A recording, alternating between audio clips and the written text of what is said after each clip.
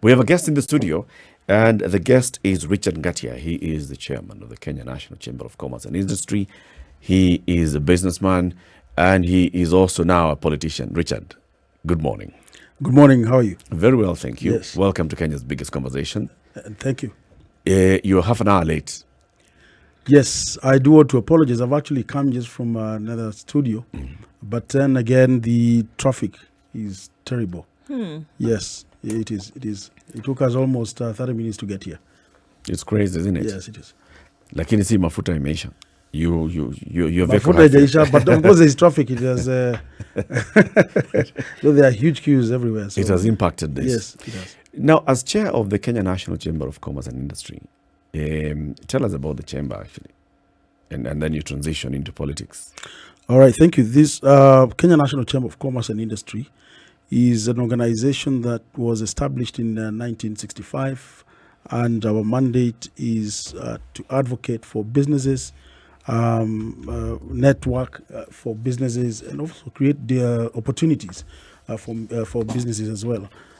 Most importantly, SME development. Now, we support our members across all the 47 counties in Kenya, and also under the World Chamber Federation, which is the umbrella of all chambers across the world. Yes. How different is it from Kenya Private Sector Alliance? The difference is, one, we support SMEs across all counties, and of course, looking at how we can be able to support these businesses. Remember, Kenya Private Sector is in Nairobi, and its business is surrounded in Nairobi, more or less to deal with policy issues. We support businesses in terms of making sure there's affordable credit, accessible credit, there's information, and also to advocate for them within the National Assembly and within the environments. And also to make sure that looking for development partners who will come and support members, whether it is the micro, whether it is artisans within the Juakali sector, Mama Mboga, hawkers, and all these people, in terms of making sure that they can be able to capacity build them on either financial literacy, on bookkeeping, and many areas in making sure that they can be able to understand on issues of taxation, tax regime, and of course, sustaining their businesses. We'll talk about NGATIA the man and NGATIA the businessman, but NGATIA the business leader as chair of chamber. You've been the chair for what? This is the third year. Third year since 2020. Yes. What have you seen as the biggest challenges that businesses face, especially those that are operating in Nairobi and then going across the country? One of the biggest challenges that we have been able to establish is access to finance. That is a major problem. Number two is opportunities for them. Opportunities for business. Sometimes you can access credit, but you don't have opportunities on where to sell your product. You don't have opportunities on where to get the right product. Again, information is very critical for these people to be able to get the right information, timely information as well. So credit is one of the major problems that we see today. Jobs is a huge problem in our country, and especially when it comes to youth. So we as a chamber look at how we can be able to partner with several organizations, corporates, partner with universities, so that we can be able to match interns to certain corporates. And those are programs we are working in partnership with counties, where we have counties to come and put aside a small stipend for interns.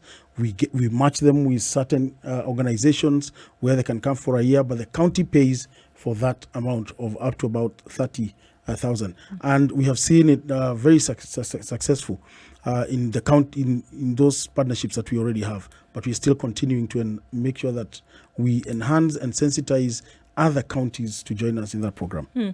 What role do you play then when it comes to the ease of doing business? Because here we say that credit is one of the major issues that folks having to deal with, access to credit. So then the assumption that they do get this credit and then they start to do business within the city. what role do you play then in terms of the ease of doing business when we talk about the plethora of licenses that folks must have to be able to run, whether it is to the county government, whether it is, to councils and things like this? How does that all work out? One of the mandates that we have is facilitation of trade. And when I say that is making sure that we facilitate what we call certificates of origin to all exporters and importers. Now, when it comes into ease of business, for example, I'll be able to tell you that in partnership with EAC, we have managed to make sure that we reduce certain fees that we normally charge our members when it comes to export of tea, particularly to Pakistan, because that's where we export more of our tea. And when we reduce the fee or we waive the totality, that fee, definitely that now comes to caution our members. But at the same time is, again, to advocate for them in terms of making sure that interests that are charged by banks is affordable. One of the things we have been able to do is to have a partnership between a county and a bank, whereby if the bank charges an interest of 13%, then the county will come to subsidize by giving 6% to, of course, to the SME through the bank. And that means that the SME will only get 7%. That again makes it very easy for them and affordable for them. So those are the kind of things that we as the chamber are able to do to support our members. Now, moving into Nairobi as a county and looking at the management of Nairobi itself. Nairobi is a city. Nairobi is the capital. Nairobi is the economic hub, not only of the country, but of the region. There's a lot of interest on how Nairobi is governed. What is it that makes you want to get into the politics of running Nairobi? Number one, and you rightly said, Nairobi holds actually 60% of our GDP.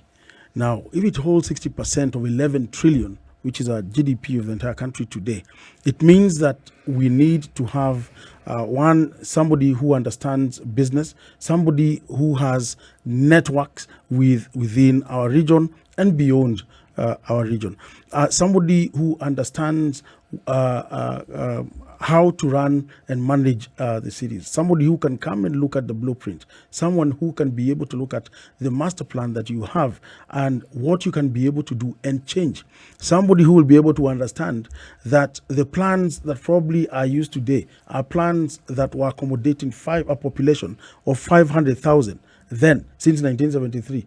Today, the population in Nairobi is 4.7. And we also accommodate people coming from the other environs to about 2 million. So we have a population of 6 million every day in Nairobi. So you must understand, again, Nairobi being the hub, financial hub of the African continent, we must understand how to penetrate the 54 countries through the African Continental Free Trade Agreement. I want to say that I've worked very closely with the Great Lakes region. This is 12 countries where I chair the private sector forum as well. And so I'm able to understand how to interact with businesses, with private sector, and the challenges that we do face, how we can be able to support our people from Nairobi to get into certain markets like Congo, Rwanda, Burundi, Sudan, South Sudan, Ethiopia, Tanzania. I have also served for 2 years IGAD, which is 7 countries of IGAD. I'm able to understand our region in COMESA region, and therefore I will be able to move Nairobi to the next level. I will be able to make the environment conducive for business here because of the expertise that I have and, of course, the experience that I've gotten in those countries. And beyond, we are working with all countries across the world, the chambers across the world. And when we do have conversations with them, it is very key for Nairobi to be a financial hub and to get support from across and beyond the countries. I mean, I'm looking at the county government versus what we currently have running in Nairobi today with the Nairobi Metropolitan Services, right? And many would argue that county government has not been able to hack it when it comes to running Nairobi. Many things have been the bane of that experience, from garbage to water to health issues. We're looking at security issues. I mean, name it. You were stuck in traffic for half an hour this morning. I mean, so there are many, many things that have been the issue. So then suddenly we see the NMS comes in and things seem to start running. There have been water in taps in certain areas in the city where that had not happened for 20 years. Health, there have been facilities put up in the city where nobody thought that could actually exist. Those are just two examples. Do you think then that really that you need a county boss for Nairobi if you can have a service which is running things? Well, everything again goes around service delivery. But let me say that the entire 47 counties, we as the Kenya National Chamber of Commerce and Industry, we have tried as much to put down and to develop a trade policy that we sell to the counties. And we have been able to partner with 46 counties and also including Nairobi, that's 47. However, the trade policy that we actually provided and delivered to Nairobi County, to date, they have not been able to implement.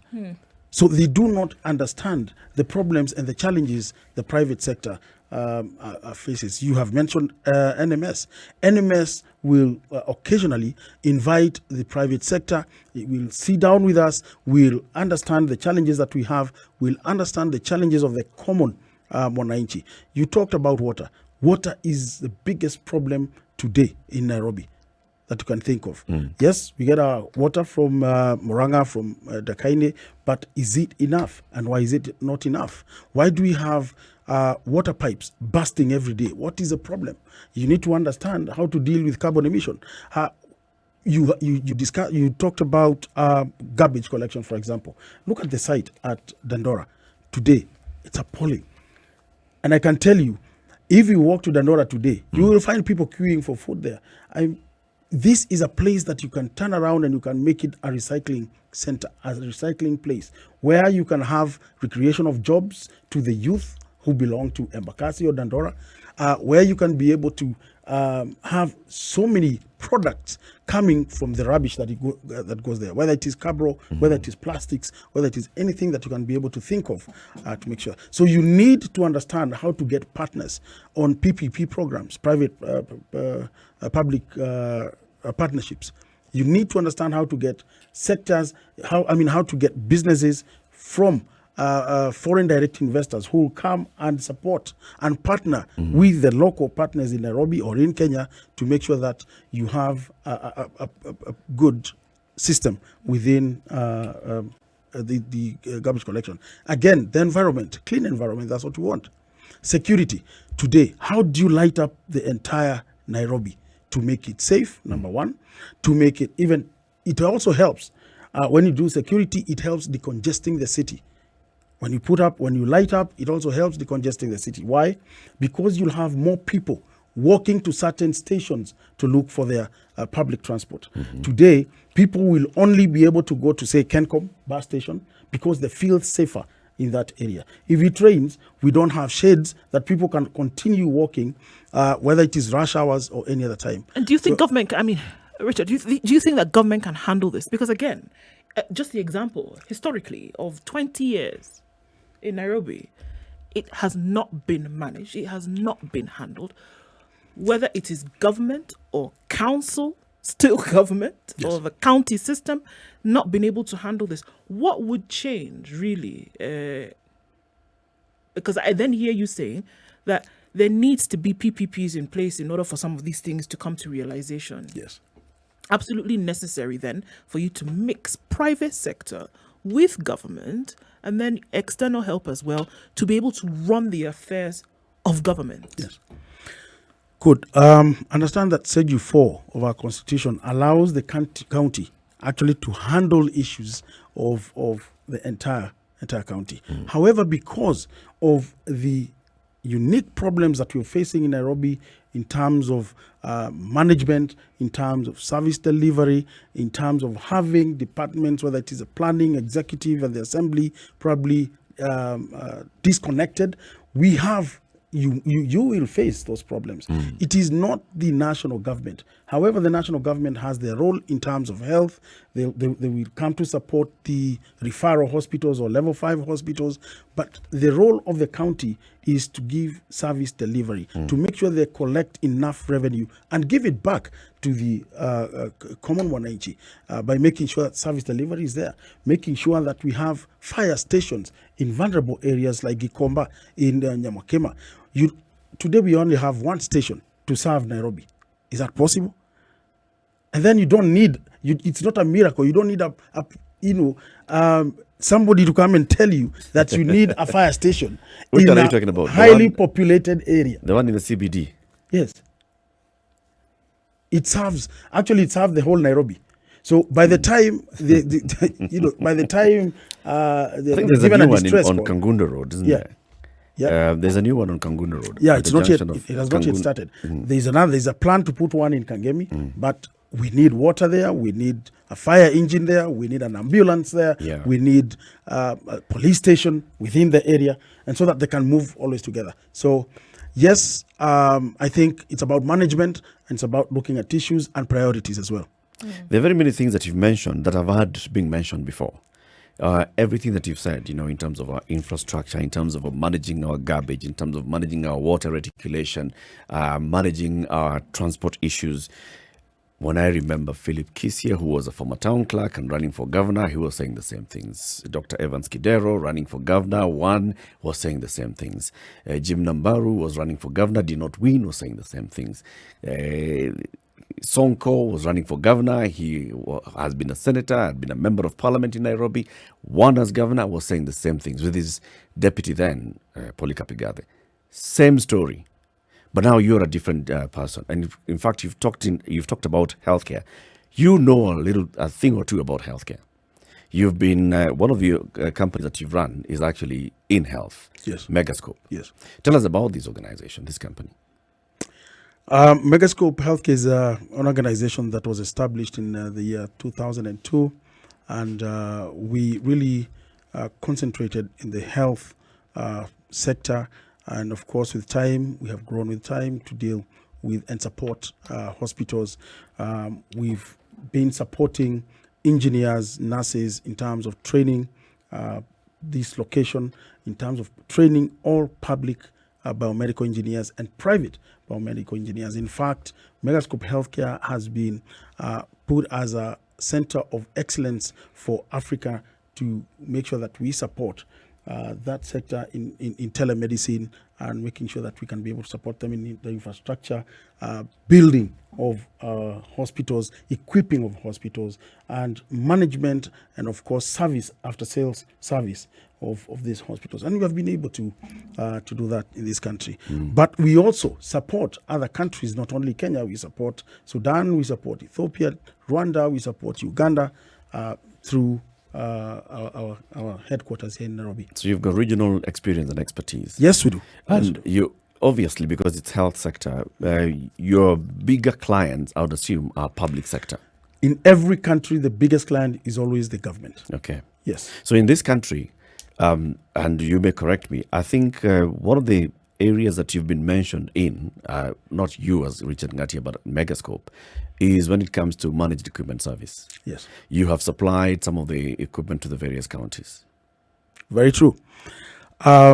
Since 2013, when this plan was put by the national government on managed equipment service, certain companies were invited through international tenders, and these were international companies, and they were given the opportunity to tender and participate in making sure that they can provide services in this country.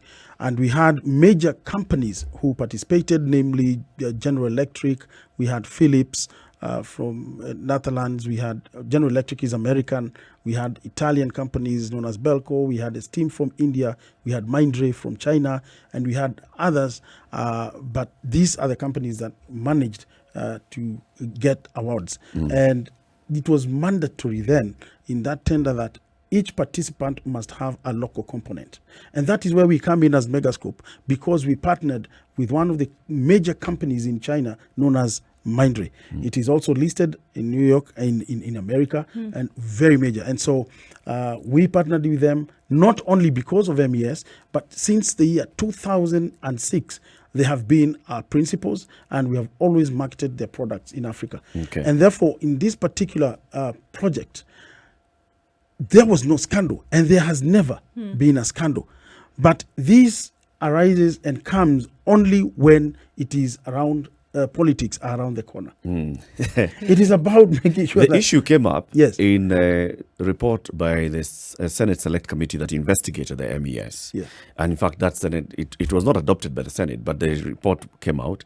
And this report said that MES was a good idea, but it was a criminal enterprise. And one of the companies that were mentioned was yours, adversely. Yes, but if you've just said there was a report, it was not adopted. Meaning, if it was not adopted, meaning people were not satisfied with the contents therein, isn't it? Yeah. And therefore, it was not factual. They And did, it not was not discuss, adopted. they did not discuss Megascope, They particularly did, on but on I'm saying this. the contents that were there. Allow us to discuss then Megascope Yes. and the content of that report Yes. when it comes to Megascope. Just understanding Richard Ngatia's expertise, Richard Ngatia's dealings in government. Allow us to do this, shall you? Go ahead. Let's do this after we take this quick break to hear the news, but also to break off from KTN Home, where we've been having this conversation. It continues with Richard Ngatia in the next hour on SpiceFM around the country, 94.4 in Nairobi, 87.9 Mombasa, 102.5 in Kisumu. We're also in Nakuru, Eldoret, Nyeri, Malindi, and on YouTube and Facebook. This is the Situation Room. It's Eric Latif and Nduoko. Our guest is Richard Ngatia. He is the chairperson of the Kenya National Chamber of Commerce and Industry and a gubernatorial aspirant for Nairobi City County. We are talking about governing Nairobi. The day's proverb before we begin the hour: leave her now and then if you really love your wife. Leave her now and then if you really love your wife. This is a Malawian proverb, Richard. Does it make sense? It does make sense. You need to give them space. Give each other space. Yes. It demonstrates love. Back to the conversation, Richard. We were talking about the MES report by a committee of the Senate, which ended up not being approved by the Senate. And the reason why the Senators said we're not approving this is because they said the recommendations, the final recommendations, whereas they agree with the body of the report, they were disappointed with the recommendations that were then given by the Senate committee. It talked about Lot 1 of the Managed Equipment Scheme, where Megascope was one of the companies that was mentioned here. So the deal had been given to Mindray, and then Mindray had then transferred or subcontracted Megascope, and the questions were being asked by the senators. So how is this company then involved in this particular project? And now it seems to be the one that is responsible for the project, for implementation, for payments and everything, as opposed to Mindray being the one that is paid, and then it pays its subcontractors. And that is where I want to correct you and probably your listeners. Now, like I said, this contract was to be issued to international companies, manufacturers, OEM, original manufacturers. And that is what happened. The original manufacturers signed the contracts, not the local contractor. In this case, Megascope never signed any contract with the government. Okay. It was the international company. Now, to correct you, Megascope has never received any proceeds or payments directly from the government or the Ministry of Health in relation to MES. Mindray is paid directly. But as per our contract with Mindray, we implement as the subcontractor, we implement the project by making sure we understand all locations, all the counties, the geography of Kenya. And so the biomedical engineers are Megascope, biomedical engineers, but we do get support from the factory. We do relate with them on a daily basis. They have their representatives here in Kenya so that we can have that good communication with them. And yes, and then we continue. It has been 7 years. We have completed the entire project, 7 years. Why would you be... Still That's clear. But then why would you be mentioned adversely? Why would then the name come out as a sticking point? Yes, but I just mentioned... in terms of how things have gone wrong. I just mentioned politics. Remember, in this MES, we had several companies. Why focus on one company, a local company, one local company? In fact, it Were was you the said, only local company that was subcontracted by the others? Did Philips have a local subcontractor? yes, every international General Electric? company, they had their local representatives. And that was mandatory, and it was a criteria. If you don't have a local company that has the understanding of this country and is located in this country, then I don't see how you would have been able to be chosen as a preferred candidate then or company. And therefore, just to clarify, it is not about Megascope. But as you said, in that report, it was Megascope. And I believe that those are some of the many things that made it not even be adapted, because why come to mention? In fact, I think they're even mentioning individuals. Don't you see politics in that? Yes. Clearly, there was politics. So this was political witch hunt. Yes, it was. So let's also then talk about beyond the MES, which you've clarified. KEMSA. True. And COVID. Yes. And during COVID, there's a whole now new tag of COVID billionaires. Yes. And one of the COVID billionaires is Richard NGATIA. Yes. Uh-huh. Again, first of all, to clarify, let's separate Richard NGATIA and Megascope Healthcare. That is number one. Yeah. And Richard NGATIA never sold any COVID products to KEMSA, but Megascope did. Megascope Healthcare did. Just like today, we do have crisis, and I had you discuss the same in terms of fuel. But we do have those people who sell the fuel. We do have marketers. Now, are you going to term these people billionaires or people who are in scandals because the fuel is more expensive today, because of the crisis we are seeing and because of the trickle-down effects of the fights between Ukraine and Russia? Can we paint it in a different manner so that you can see how the optics play out? Yes. Does Richard NGATIA benefit if Megascope makes any money from the proceeds of what was sold or bought I am the managing, because of COVID? Yes, I'm the managing director. I get a salary. So you can't separate the two then, can you? Yes, yes. You cannot separate Richard NGATIA, the man, then, from the profits made from Megascope. No. You will separate this. That's an entity. This is an individual.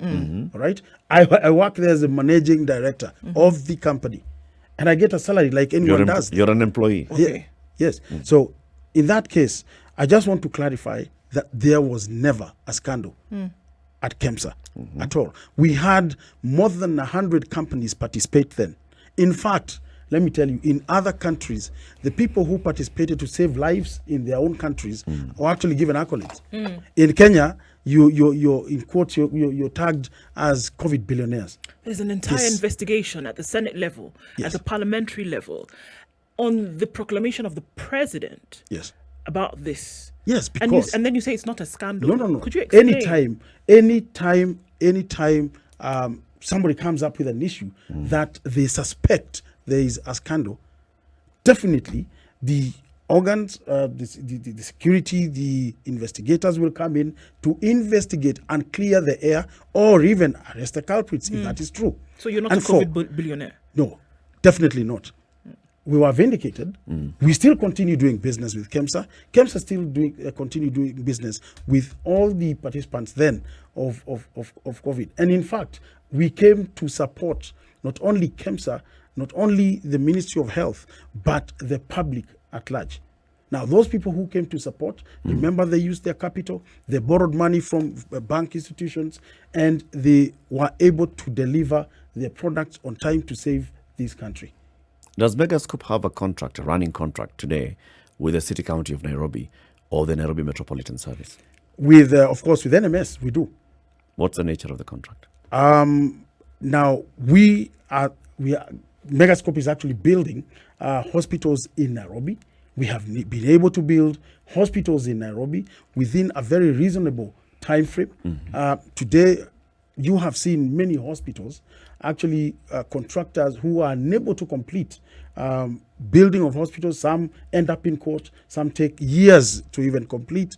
We were able to complete within 9 months. We were able to complete about 16 hospitals running.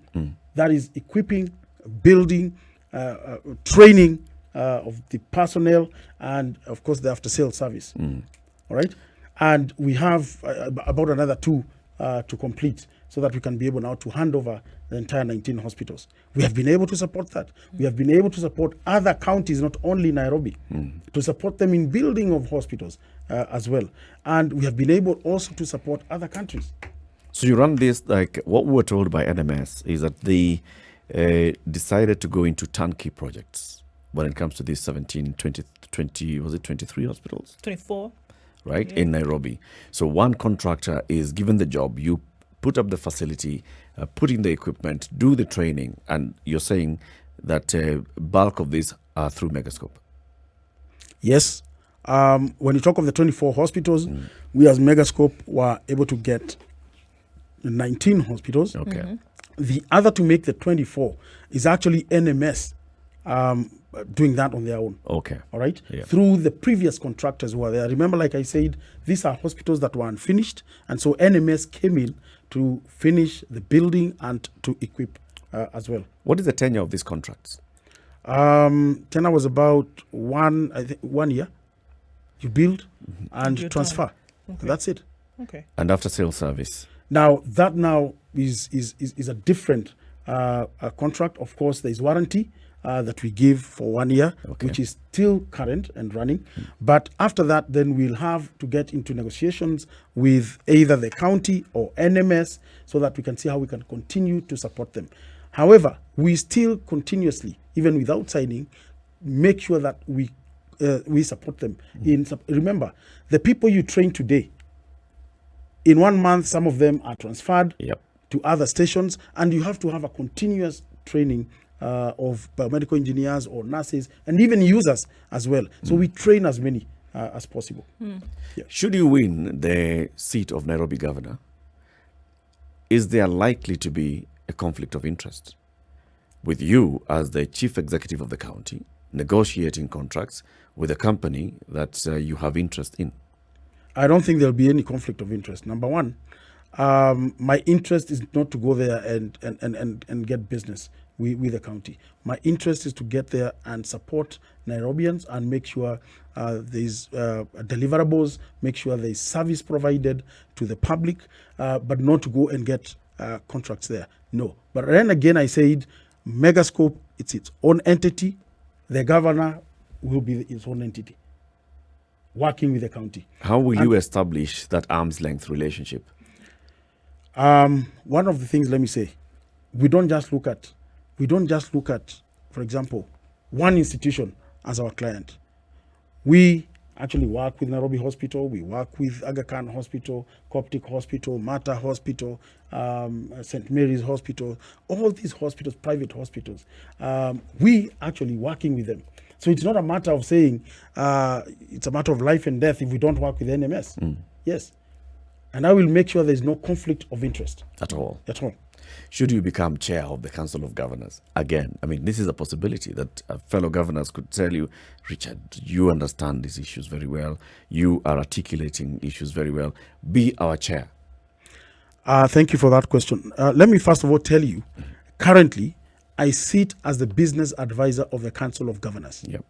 And I said, we write policies for these counties. We come to support them with whether there is a trade fair, trade shows. We support them in supporting their own SMEs. And in fact, one of the other things we want to do is to make sure that the budget that they get and the allocation to SMEs they get from the national government, they can be able to disburse the funds and recollect and collect back that money. The challenge they're having today is disbursing and they don't collect. So we'll come in to support them on that location.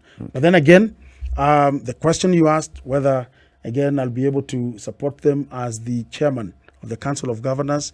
If they elect me as the chairman of governors, I have the experience, I will be able to support the entire counties. Remember, holding 60% of the GDP you're also supporting Mombasa, you're supporting Lamu, you're supporting everywhere.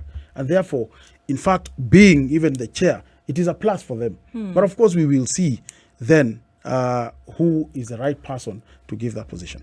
One group of people that has been forever existent in this conversation about how to get Nairobi on its feet is the cartels. Now, it really doesn't matter where you're looking, whether you're looking in water, whether you're looking in garbage, whether you're looking in licensure, the cartels are there. Conversations are being had with them. Many have likened them to the mafia, that you can't really seem to get rid of them. And if you're going to do business, then you have to hobnob with the cartels in Nairobi.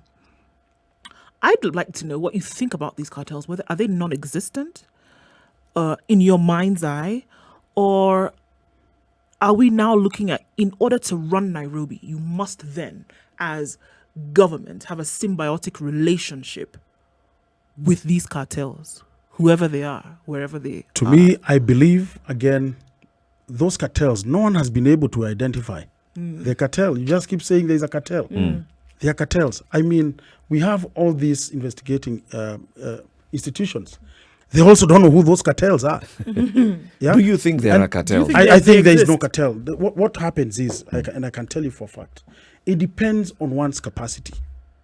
If the county floats a tender and it is a national tender, it is open for anybody to participate. But you will find the same people who participate, and because they have the capacity in terms of financial muscle, they are able to participate in those tenders.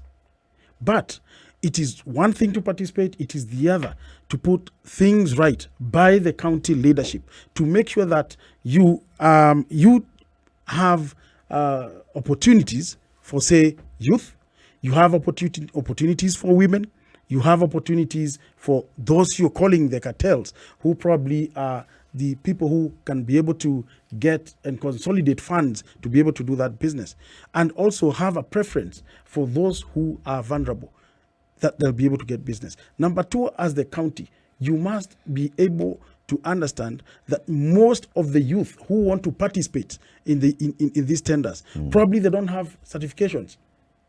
And therefore, they have the experience at the Jua Kali sector, they have experience, but they cannot go beyond that. They cannot go beyond the Jua Kali because they don't have a certificate. And that restricts them from participating in any tender. And therefore, they are left saying, these are cartels, they did not involve us, they did not do this. But of course, there are parameters that you must meet.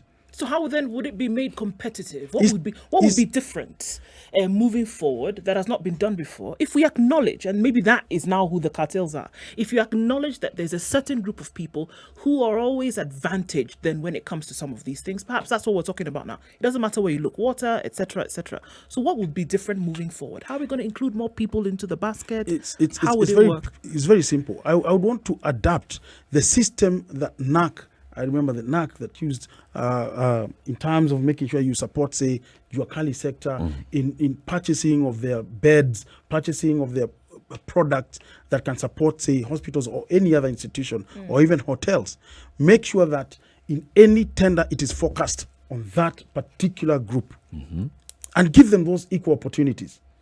If we come into projects of dumping sites, give them to a certain group and let them compete, and give them preference from international competitors as well. Give them a preference of, say, 15 to 20%.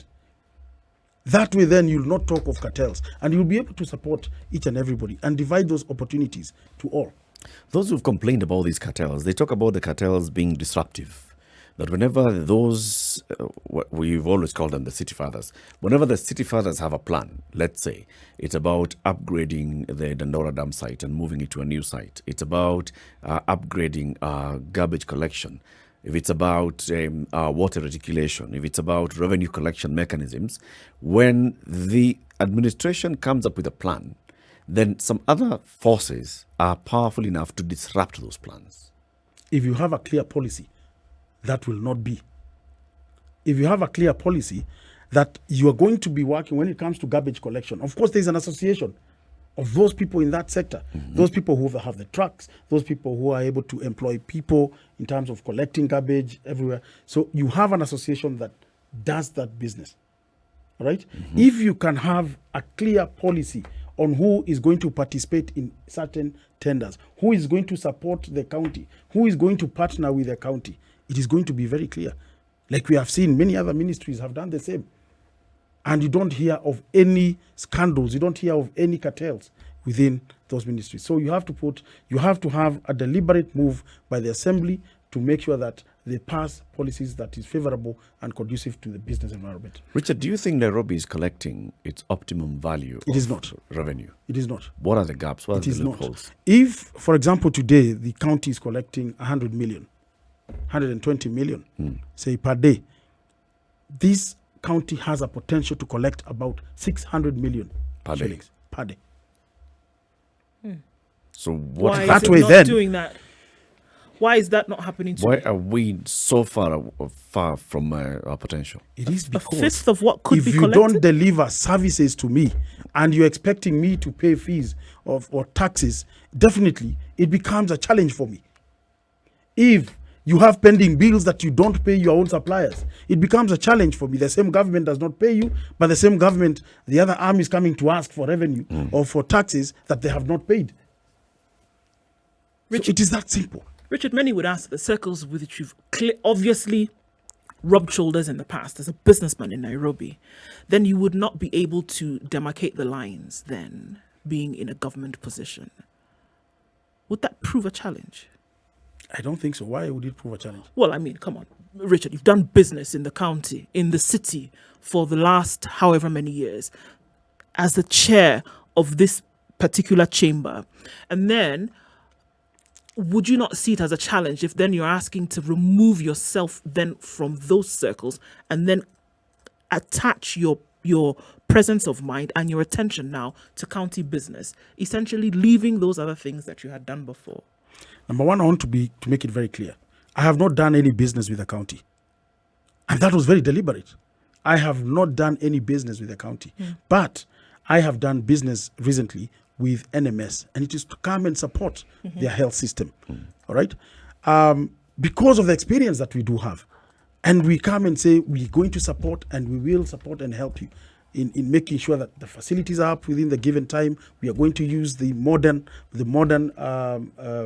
system and structures to put up those hospitals. Right. We have the modern equipment. We'll be able now to connect all these hospitals in these wards, in these constituencies. We connect them through what we call e-health. We connect them through telemedicine, and they can be able to communicate with each other, including communicating with Kenyatta National Hospital whenever they need any second or third opinion. So in terms of separating myself from the business community, I will tell you, it is not Richard, and I want to keep emphasizing, it is not Richard who does the business. It is the company Megascope Healthcare doing that business. And Megascope will not close because I have moved. Megascope did not close because I moved as the president of the Kenya National Chamber of Commerce and Industry. I was given other responsibilities by 12 countries. Megascope did not stop. And it will not stop because I have moved to greener pastures and have gone. Remember, I'm also supporting businesses. And even when I'm there, I will make sure that any business in Nairobi is supported, including the same Megascope, because supporting them by providing policies that will make sure that the environment is conducive for each and everybody and equal opportunities for everyone. Including that mama mboga, including that hawker. I am one person who will not chase away a hawker in this city, but provide an opportunity for them to have better stalls in the city, to make sure we give them access to market, to make sure that the transport system can end to where the hawker actually has the stall so that they don't have to keep following them everywhere in the streets.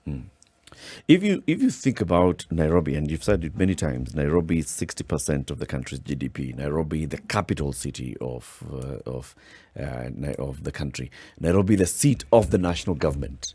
How should the relationship between the county of Nairobi be with the national government? And I'm asking this because, for example, at the national level, there is an institution called NGATIA, which is looking at transportation within the metropolitan area. Then there's a county government that's looking at transportation within Nairobi. How do those two play a linkage and role? For example, who rolls out the urban transport network Is it the city county of Nairobi, or should it be a national government? When you talk about we need a light rail system in the city, should that be the city of Nairobi, or should that be a national government issue? When you're talking about now the bus rapid transport system, is that county, is that national? How do you draw those linkages and those lines? I think it is always very good to be very clear. And I talked of Schedule 4 of the Constitution, which stipulates very well that the county needs to run its affairs. However, it is also important to get the support of the national government. And you must have that connectivity between the two, the county and the national government, so that the county can be able to get, first of all, extra resources through the exchequer, can be able to get support in terms of expertise through the national government, through the ministry, can be able to harmonize with the agenda of the government. I'm not saying that the county should be working in silos. No. I'm not saying that they should separate themselves from the national government. In any case, we are working for one government. The county is working for one government. And there's reason then to harmonize and connect the two so that there is proper service delivery across Nairobi. How do you make sure that there's no clash with those two roles? So, for instance, the national government wants to roll out a plan, and they're calling it BRT, and they're saying that these are the lines we are going to roll out. And then the county is then left to implement the last mile connectivity.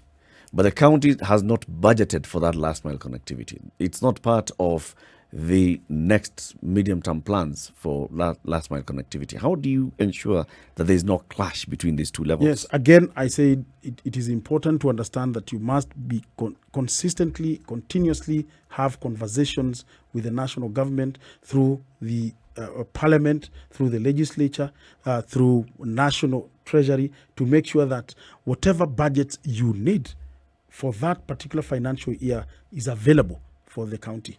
If there is any surplus or supplementary to be given because the national government has come with its own system and plan, then that budget also should be given, and you must have a conversation with the national government through the parent ministry to see how you can be able to harmonize that. And that will end the conflicts. Yes. If you were to name 3 main things that need urgent fixing in Nairobi, what would they be? I said the first one that I mentioned, which is water issue, access to water in every household. All taps must be running with water. Cleaning and rehabilitating of boreholes and water pipes, that is very, very critical. Number 2 is security in this, security and lighting in this city of ours. And number 3 is to make sure that we support the youth, the SMEs, in making sure that there is business opportunities for everybody. If we start with water, I mean, this is a hot potato, Richard, because we are talking about a system that was installed very many years ago, over 60 years ago in Nairobi. There are parts of this city that have very old and dilapidated water reticulation systems. And then, like you said, we don't have enough water supplying into Nairobi. So when you say you want every tap in Nairobi to have running water, what would it take? And how long would that take? First of all, it would take to get the right partner with the expertise to come and decongest all the pipes. We have so many pipes that today are blocked. Some of them are actually blocked by crabs. They have formed and they have blocked water pipes. So that means because of that pressure, we see a lot of burst pipes, a lot of wastage of water that you have seen on the roads, people washing, having car wash on the roads. So we have a lot of wastage in terms of the flow of water that comes in. And therefore, if we get the right partner in this country or beyond to get partnerships, people who will come and be able to clean all these pipes and rehabilitate all the pipes, the old pipes, to new water pipes, then that is one plus that I'll By say partner here, support. you mean the private sector? The private sector, yes. Okay. Yes. So a company that comes and does the piping, Yes, installs new pipes and unblocks. and unblocking and servicing. Okay. And servicing of pipes, regular service of those water pipes. How long That would will that help. take? Within the 6 months, you can be able to unblock, first and foremost. To unblock, you'll be able to identify where the problem is, where those pipes are busting. You'll be able to make sure that there's a new dam that is being built. Again, that is to support the Muranga. And the Northern Collector Tunnel Yes, as well? yes. So again, dams, boreholes, how you can be able to have several boreholes in every ward. There must be a borehole. Every 85 wards, there must be at least one borehole. And then you can't have more, because I'm not sure even that will be allowed. It depends on the distance that you're putting up that borehole. But at least in every ward, you must have that borehole and access to water. Even if there is political will and distaste for corruption, right? Many would argue that the funds available are not adequate to be able to have Nairobi as a city and its dormitory towns running in the way in which it ought to, right? Do you think there's a funding problem? And if there is, what can be done to sort that out? Number one, I believe there's a funding problem. And the problem majorly is, what projects and programs do you have as a county that you need funded? What are your priorities that you need funded? That is a big problem. And also, how can we be able then to solve those problems? In terms of revenue collection, if you're collecting 100 million per day, for example, and you want to collect 600 million, what is it then you can be able to enhance or to do so that you're able to cover and be able to collect that revenue that will come to support that service delivery? Your own as a county.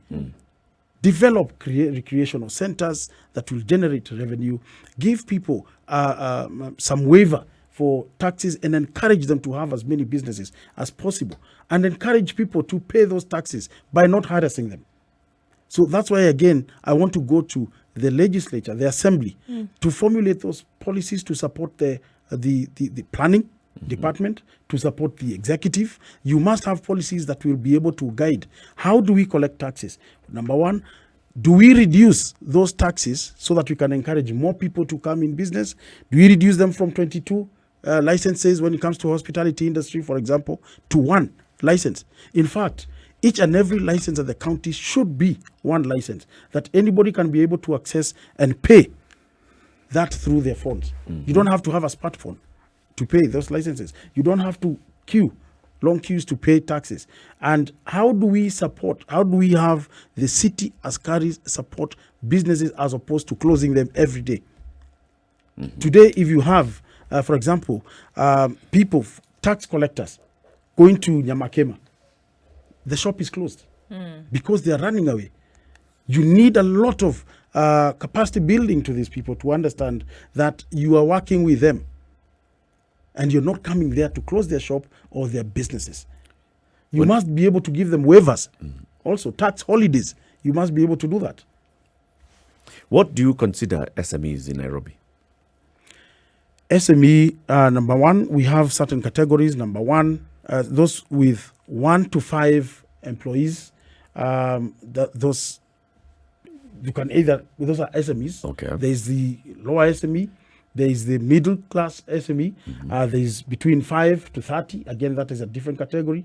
There's those between 1 to 100. Again, that is a different category. So you must have those categories to understand who do you support in terms of who pays what taxes. Today, the micro, who doesn't have even a registration, you expect them to pay tax as the same as a corporate, for example. It is not possible. You must give these kind of people tax holidays, let them sustain the small businesses they are doing for even up to 7 years, and then keep supporting them. You must be able to support startups. Somebody who is coming, who has an idea, who has the talent, how do you unlock their talent? You must be able to do that by making sure that you work with those departments of intellectual property so that you support their rights, so that anybody who has any idea, anybody who has any innovation, and those majorly are youth, How do you support them so that that idea they have is not stolen by that corporate? Richard, what do you think ought to be put in place in terms of performance checkers for everybody who is riddling us now with their promises of what they want to do when they become whatever it is that they are aspiring to be? What do you think about performance contracts? And what do you think ought to be done to those who come in and say they will do certain things or behave in a certain manner and then, get into office and then don't do their job? What do you think ought to happen to those who are currently doing that and those who would come and do so in the future? I think it is very important to have a performance contract, and this is good to emulate what the national government does. I think most of the civil servants have performance contracts, especially principal secretaries and the cabinet secretaries. And that should be adapted by also the counties. And there you can be able to follow the performance of each and every individual. I think for me that is one of the things that you How must about do. for you? Number two, for me, When voters elect you as their governor, yes. how do they make sure that what you promised is what you're actually going in to deliver? yes, for me, I believe it will be very easy, because developing of my manifesto is through the negotiations and through the conversations we have held with community elders, we have held with all these location, with the business community. We have been able to have the conversations with them. I have been able to share my ideas, and they have been able to give me their challenges and how they can be able to solve the solutions. And therefore, my manifesto is based on what the public is saying and how they want to be supported. And therefore, if I give my pillars, I must be able to have a matrix on how I'm going to perform. If I'm going to say I'm going to deal with water, like I said, how long am I going to take to deal with that water? If I talk of the 100 days, what is it am I going to do within the 100 days that will be able to support the common mwananchi? Right. Number one, what happens is somebody comes and tells us within 100 days, I'm going to put a super highway. It is not possible from the beginning. No? Right? So you must be factual. It and sounds you the must same to understand. me, by the way, Richard. When you say that you want to redo the entire Nairobi water infrastructure in 6 months, No. it sounds the same Not to me. to do. I said to clean. First of all, to understand where the problem emanates from. To understand where do we have water, why do we have this water disappearing, and where is it going to? That you can be able to have a report within that time. Oh, so it's a report So in 6 months. so you put up a committee, let that committee come and tell you, right? A task force that will be able to come and tell you in terms of water solutions, this is where we are seeing the problem, and this is where we believe the solutions are. And then from there, you take it up from there. If it is going to take the term of, say, 2 years, then let it take that 2 years. But then it should be within your manifesto. It should be within those pillars. Do you think that individuals who have been named to have had any kind of charges brought against them or named in corrupt practice or suspicion or have had their hands in the proverbial cookie jar should be then given, a green light to go ahead and run for public office? You see, if definitely you've been taken to the courts, unless now then the court proves that you're guilty, I believe you should be able to continue with your ambitions. So do you believe that suspicion is not enough Yes. to preclude you from saying, you cannot then vie for political Yes, but I think the law says once then you have been taken to court, you can't vie for public office, and therefore you have to wait to be vindicted. And I think that is what then should be followed. But in terms of name callings and character assassination, that should not be taken to book. That somebody has been told you're corrupt, someone has been told you're a thief. Today I can wake up and tell you, I know you're corrupt. How will I prove it? And you publicize And the it. people you are, how do you prove it? Then give people a fair hearing to actually air their thoughts and also explain, and then you'll be able to have a conversation with the public.